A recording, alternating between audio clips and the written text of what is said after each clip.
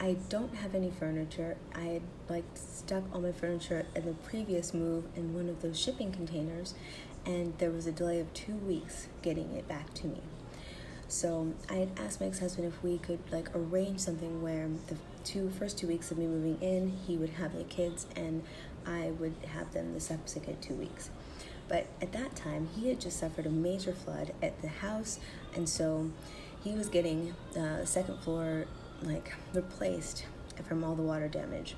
So he helped me, brought blow-up beds, tables, chairs, just things that we could temporarily live with, and helped us out.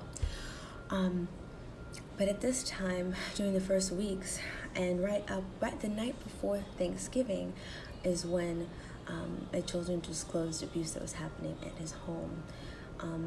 This included just being molested and going through odd scenarios on camera with men and women, associates of their fathers, and his friends. Some of them I knew, some of them I never heard of, and his girlfriend at the time, who he's now married to. This was very disturbing, and I was hesitant to go forward with reporting because they had also mentioned that men in uniform would come. My daughter particularly was afraid that men would come in the middle of the night to put her in a cage. Cops. I made the call in the morning, I think this is the morning right before Thanksgiving,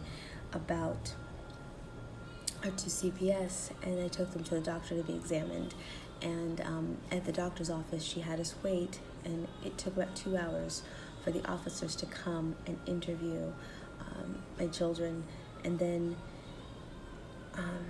there was a search that happened at my ex-husband's house. So we were at the hospital when I got a call from my ex-husband. He was very upset. He was like, "Why is my house being searched?" And he was like, "If I find out that this is you, Angelina, you're in big trouble." Now, there had been incidences of abuse in our relationship,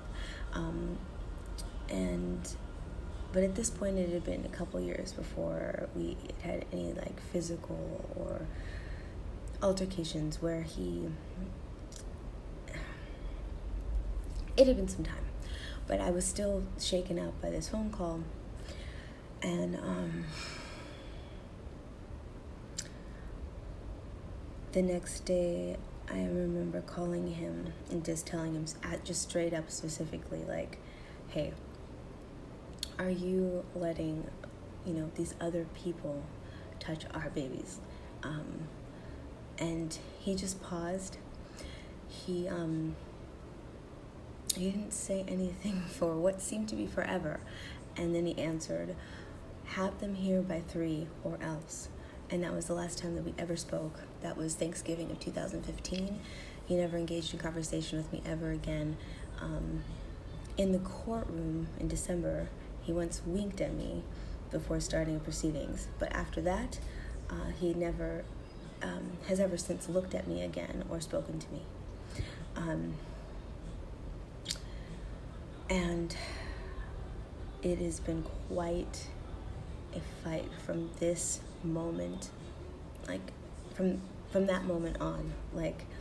I refused to have them go to his home November of 2015, and they never did again until April of 2019. So what happened in between there was the most harrowing fight of my life to keep my children safe.